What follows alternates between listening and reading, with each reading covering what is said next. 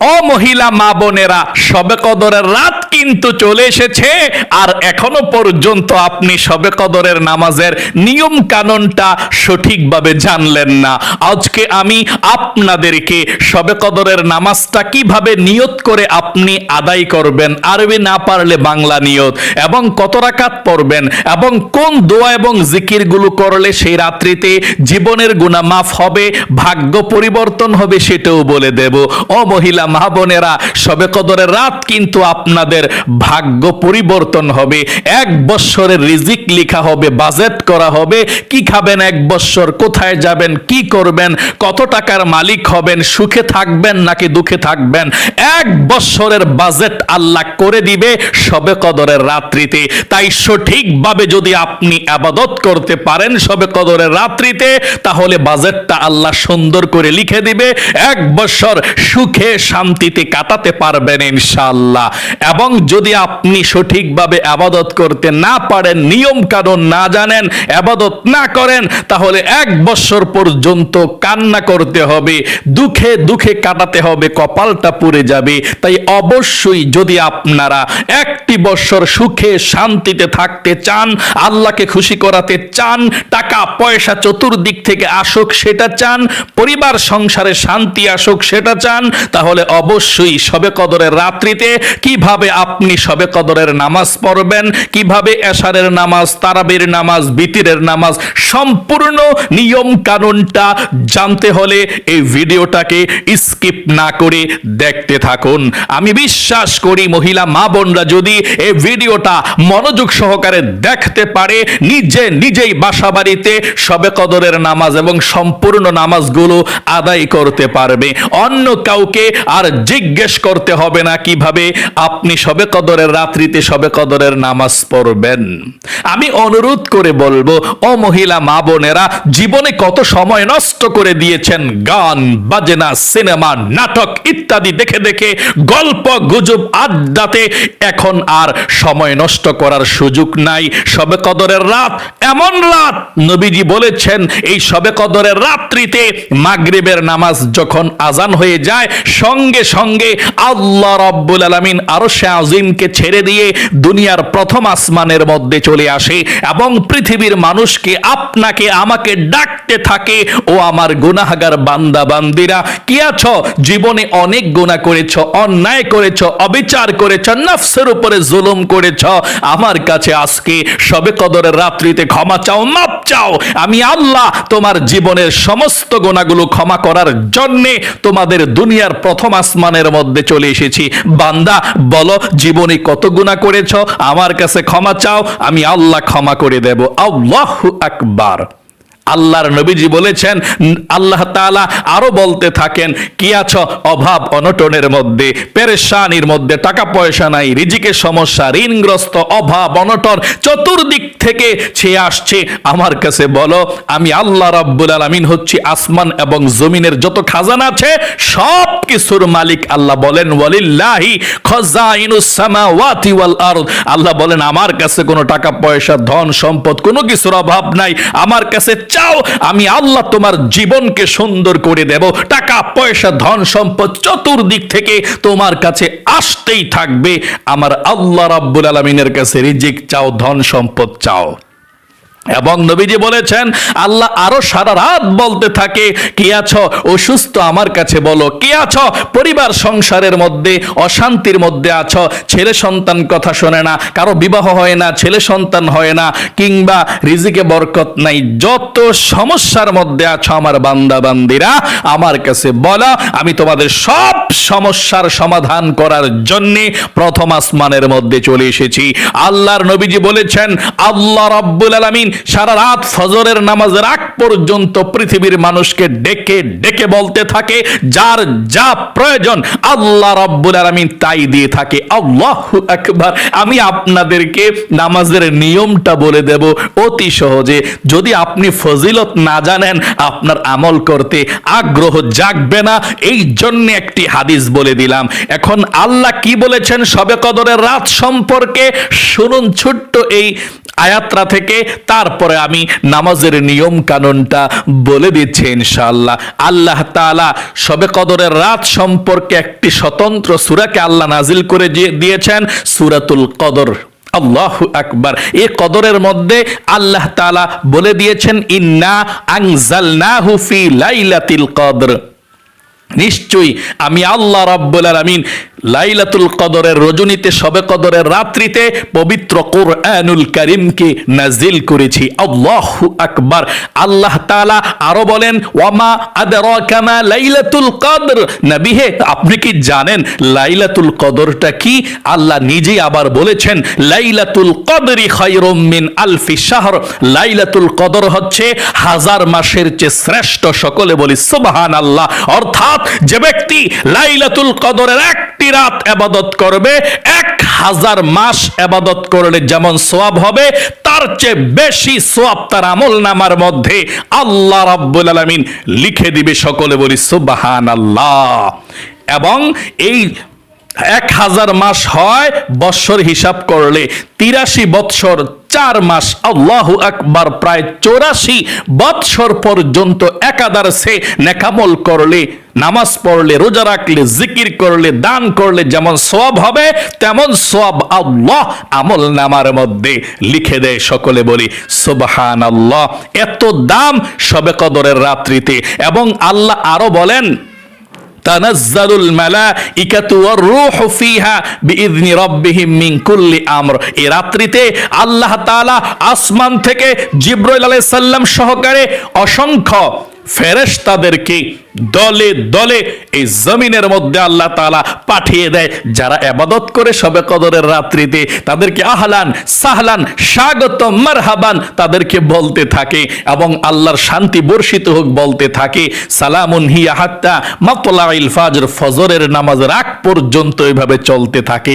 আল্লাহ ডেকে ডেকে বলতে থাকে, ফেরেশতারাও ডেকে ডেকে বলতে থাকে আহলান সাহলান, আল্লাহু আকবার। তাই অবশ্যই গুরুত্বপূর্ণ শ্রেষ্ঠ রাত হচ্ছে শবে কদরের রাত।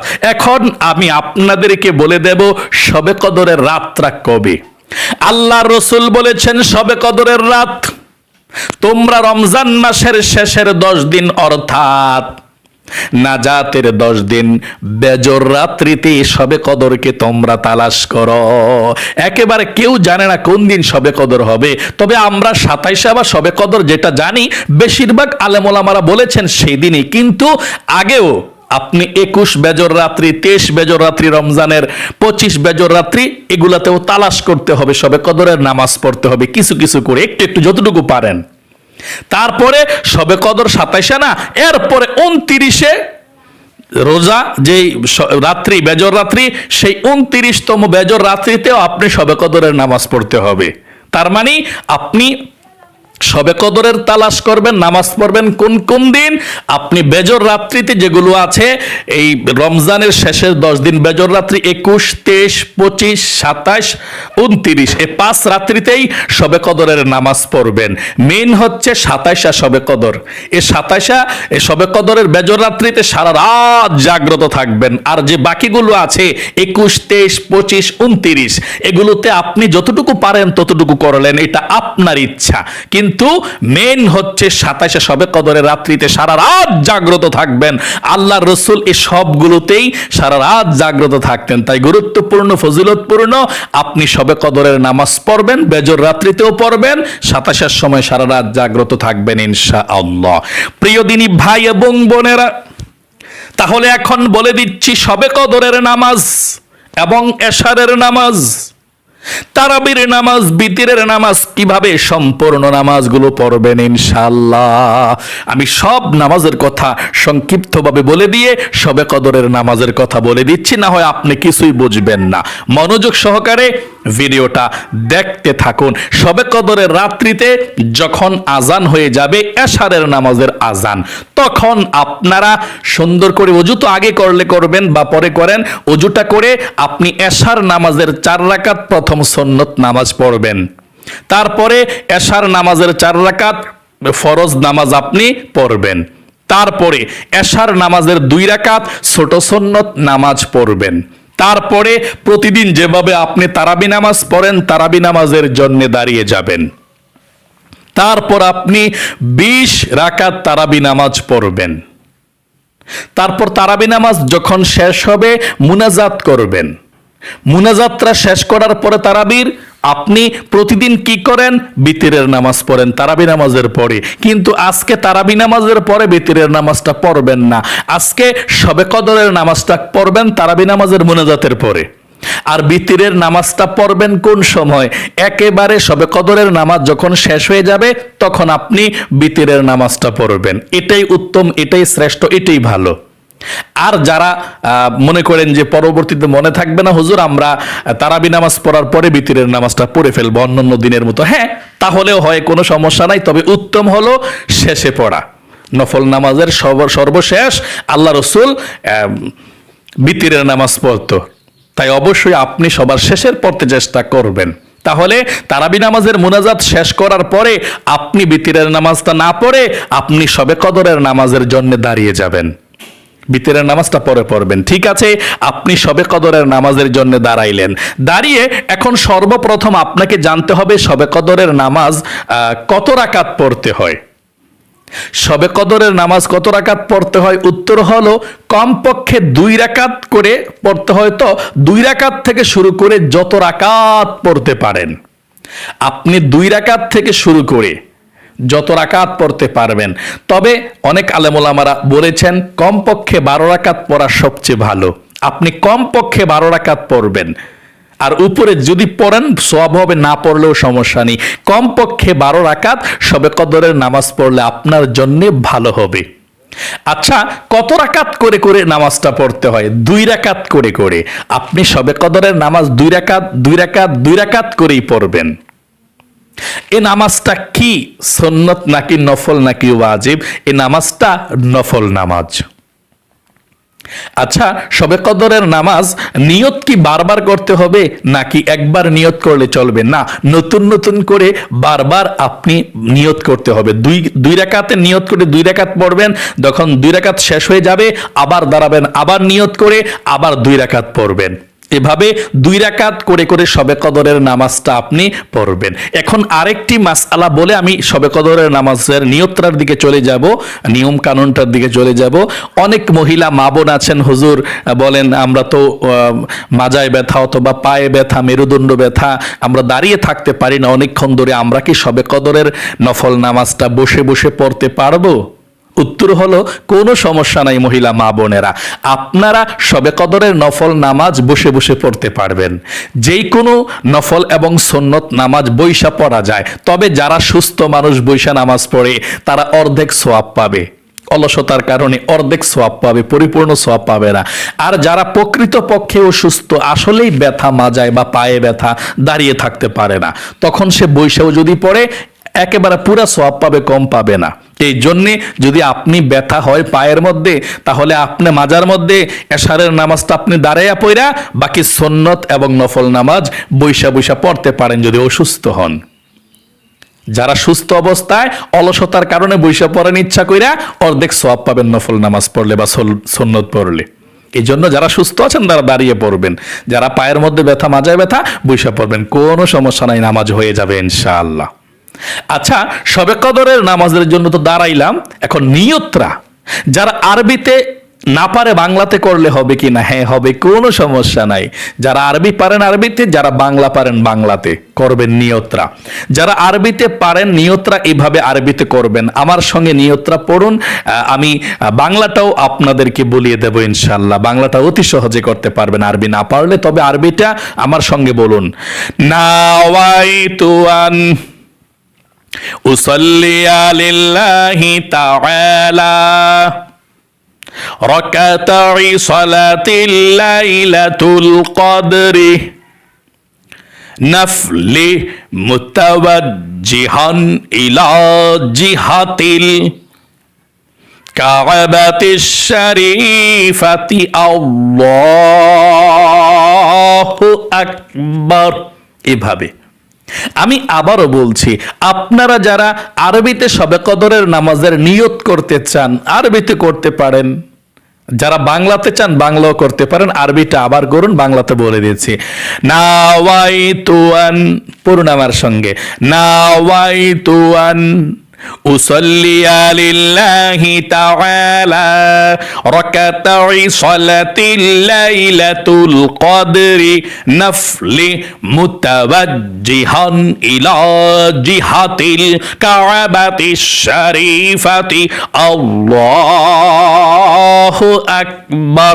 যারা আরবিতে নিয়তটা না পারেন কোনো সমস্যা নেই, বাংলাতে নিয়ত করে আপনি কদরের নামাজ পড়তে পারবেন, কোনো সমস্যা নেই। আচ্ছা, বাংলাতে কিভাবে নিয়ত করে পড়বেন? সওয়াব কিন্তু একই, আরবি করলে যে সওয়াব, বাংলা নিয়ত করলে একই সওয়াব। তাই বাংলাতে এভাবে সহজভাবে নিয়ত করে আপনি নামাজটা পড়বেন, আরবি না পারলে এভাবে, আমি কিবলামুখী হয়ে 2 রাকাত শবে কদরের নফল নামাজ আদায় করছি, আল্লাহু আকবার। আমি আবারও বাংলা নিয়তটা বলে দিচ্ছি, আমি কিবলামুখী হয়ে 2 রাকাত শবে কদরের নফল নামাজ আদায় করছি, আল্লাহু আকবার, এভাবে। আচ্ছা, শবে কদরের নামাজটা কোন সূরা দিয়ে পড়তে হয় সেটা এখন আপনাদেরকে বলে দেব। আপনারা যেই কোনো সূরা দিয়ে পারেন সে সূরা দিয়ে পড়তে পারেন। যদি বড় কোনো সূরা পারেন পড়তে পারেন, ছোট সূরা পারলে পড়তে পারেন। আপনি যেই কোনো সূরা দিয়ে শবে কদরের নামাজ পড়তে পারেন। তবে শবে কদরের রাত সম্পর্কে একটি সূরা নাজিল হয়েছে, সূরাতুল কদর। যদি পারেন তাহলে প্রথম রাকাতে সূরা ফাতিহার পরে সূরা কদর পড়বেন, দ্বিতীয় রাকাতে সূরা ফাতিহার পরে সূরা ইখলাস কুল হুয়াল্লাহ পড়বেন। এটা সূরা কদর, আমি একবার পাঠ করছি, শুনুন। প্রত্যেকটি অক্ষরের বিনিময়ে 700 করে নেকি পাবেন। এই সূরা কদর এটা। বিসমিল্লাহির রহমানির রহিম, ইন্না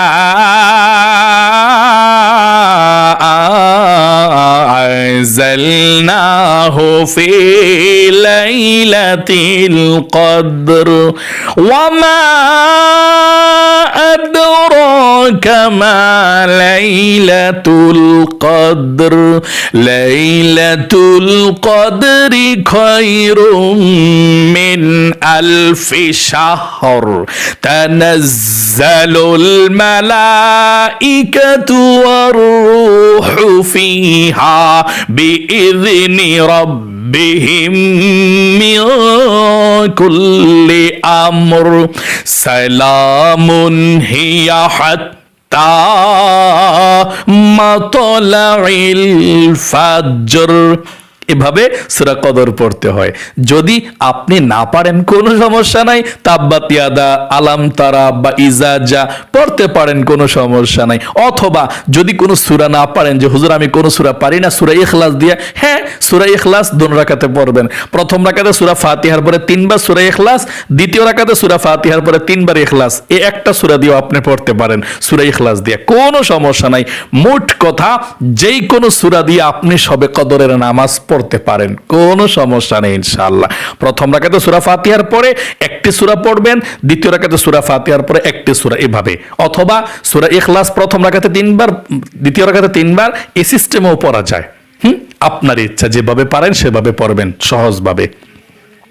আচ্ছা, 2 রাকাত শবে কদরের নামাজ যখন শেষ হয়ে যায় তখন কি পড়তে হয়? তখন আপনি আস্তাগফিরুল্লাহ আস্তাগফিরুল্লাহ পড়ে দাঁড়িয়ে যাবেন।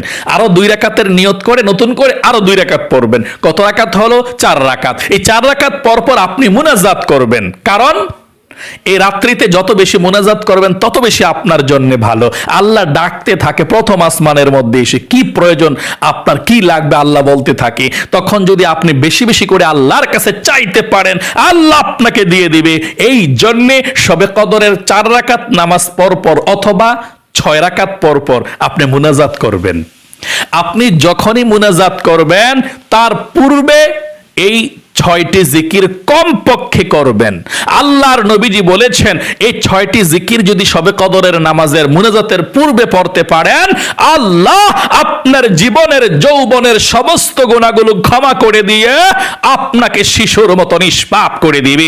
আপনার পরিবার সংসারের মধ্যে আল্লাহ রিজিক দিবে, ধন সম্পদ দিবে, বৃষ্টির মতো রহমত বরকত দিয়ে আপনার ফ্যামিলিকে আল্লাহ ভরপুর করে দিবে, অশান্তিগুলোকে দূর করে দিবে, বিপদ আপদগুলোকে দূর করে দিবে। তাই অবশ্যই আপনি শবে কদরের রাত্রিতে যখনই মুনাজাত করবেন তার পূর্বে এই 6টি জিকির কমপক্ষে করবেন।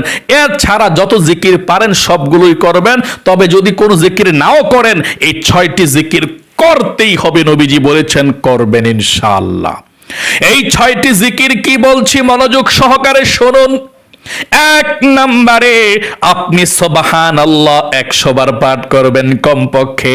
মনে করবেন শবে কদরের রাত কিন্তু শুধু নামাজ পড়ার জন্য নয়, কতক্ষণ নামাজ, কতক্ষণ জিকির, কতক্ষণ কোরআন তেলাওয়াত, কতক্ষণ মুনাজাত, এভাবে সারা রাত পর্যন্ত আপনি কাটিয়ে দিবেন। আপনি মুনাজাত যখন ধরবেন এর পূর্বে কি করবেন, এই জিকিরগুলো করে এরপরে মুনাজাত করবেন। কোন জিকির? 1 নম্বরে সুবহানাল্লাহ 100 বার আস্তে আস্তে সুন্দর করে করে, দ্রুত পড়েন না, সওয়াব হবে না। অনেকে আছে সুবহানাল্লাহ সুবহানাল্লাহ সুবহানাল্লাহ সুবহানাল্লাহ, না না, এভাবে বললে আপনার সওয়াব হবে না। আপনি সহি শুদ্ধভাবে সুন্দরভাবে আপনি স্পষ্টভাবে আল্লাহ রাব্বুল আলামিনের প্রশংসা করতে হবে, আল্লাহর পবিত্রতা ঘোষণা করতে হবে সুন্দর করে, তাহলেই সওয়াব হবে, আল্লাহ খুশি হবে। এভাবে সুবহানাল্লাহ সুবহানাল্লাহ সুবহানাল্লাহ সুবহানাল্লাহ 100 বার। 2 নম্বরে আলহামদুলিল্লাহ আলহামদুলিল্লাহ আলহামদুলিল্লাহ আলহামদুলিল্লাহ 100 বার। 3 নম্বরে আল্লাহু আকবার আল্লাহু আকবার আল্লাহু আকবার 100 বার।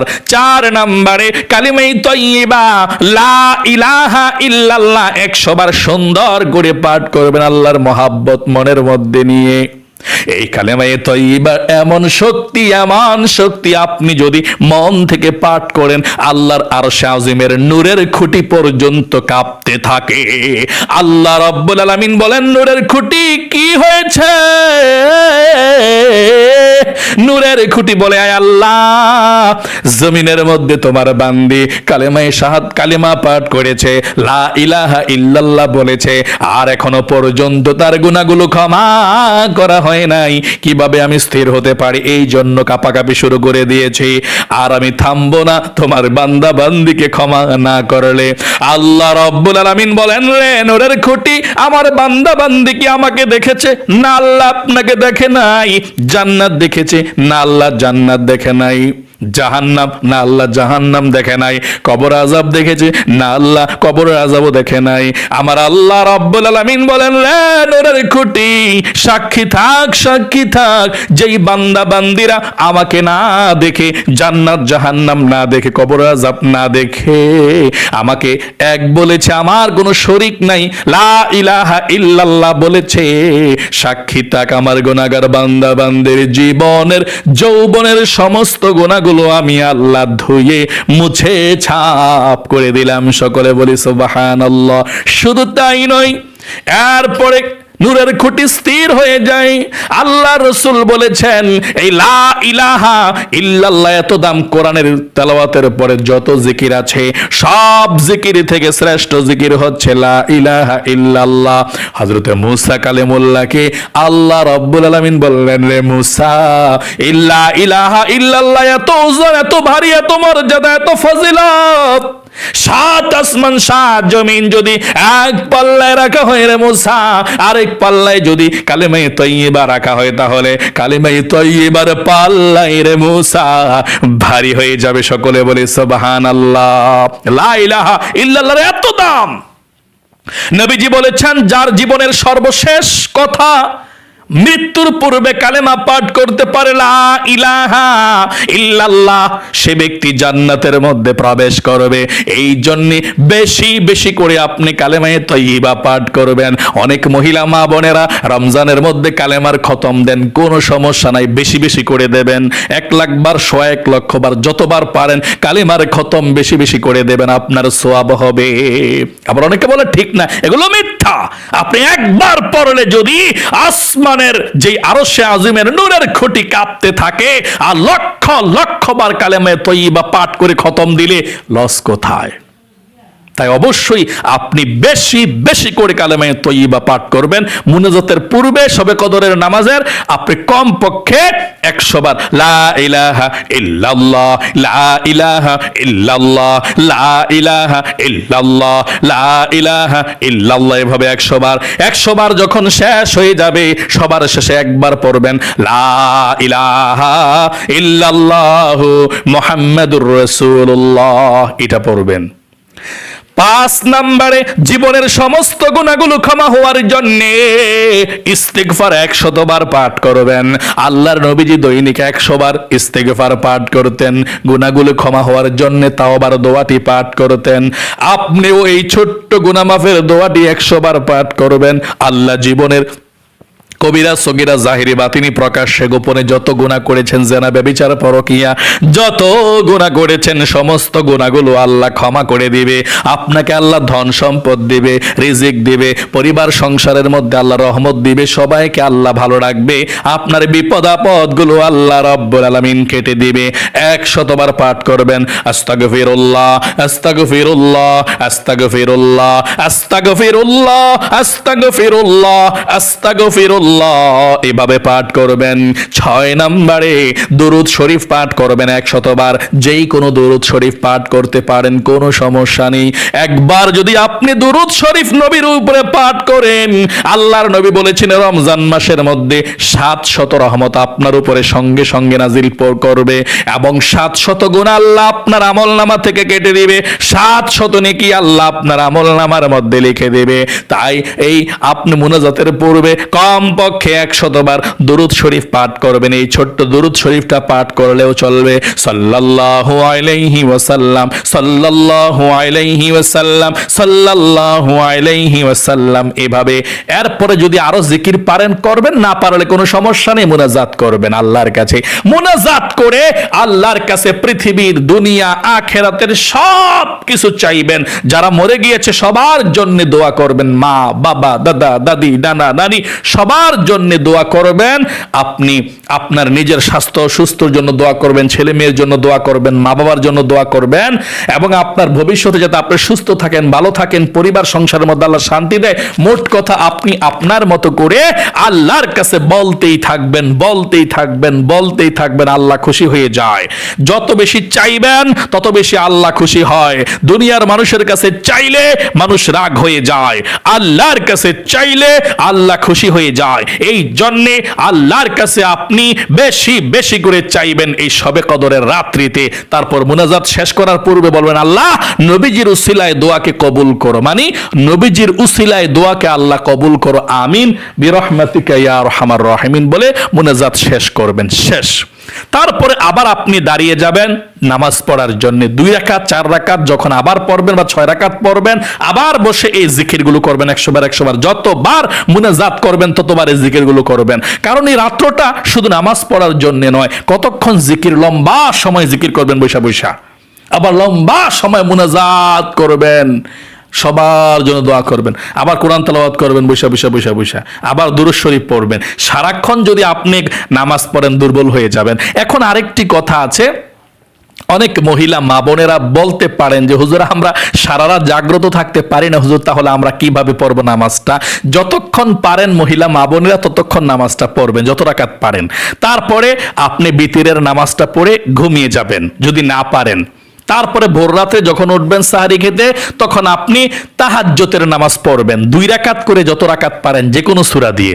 2 রাকাত 4 রাকাত 6 রাকাত 8 রাকাত আপনার ইচ্ছা। আপনি পড়লে এটাও শবে কদরের নামাজ হয়ে যাবে, তাহাজ্জুদ নামাজটা পড়লেও। তাহলে আপনি যদি ঘুমাতে চান, যতটুকু নামাজ পড়তে পারেন পড়ে ঘুমিয়ে যাবেন।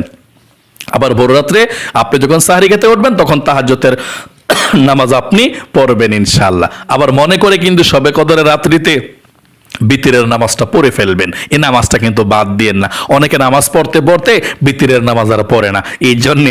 তাহলে প্রিয় দিনী মহিলা মা ও বোনেরা, আশা করি খুব সুন্দর করে বুঝতে পেরেছেন এবং শিখতে পেরেছেন।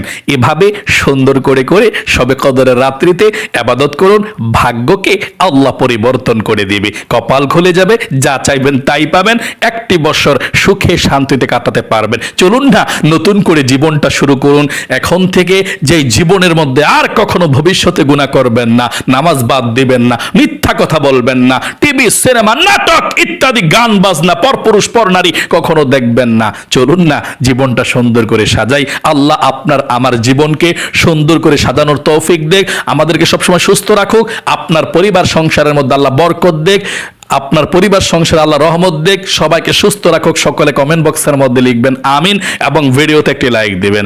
যারা কমেন্ট বক্সের মধ্যে আমিন লিখেছেন এবং ভিডিওতে একটি লাইক দিয়েছেন, আল্লাহ তাদের জন্য দোয়া করি, তাদেরকে ভালো রাখো, সুস্থ রাখো, মনের আশা পূরণ করে দিও, বিপদ আপদগুলো পরিবার সংসার থেকে দূর করে দিও, আমিন। আজ এ পর্যন্তই, আবারও অন্য কোনো ভিডিওতে দেখা হবে ইনশাআল্লাহ। সেই পর্যন্ত আপনাদের সকলের সুস্বাস্থ্য আল্লাহর কাছে কামনা করে আজ এখানে বিদায় নিচ্ছে। আসসালামু আলাইকুম ওয়া রাহমাতুল্লাহি ওয়া বারাকাতুহু।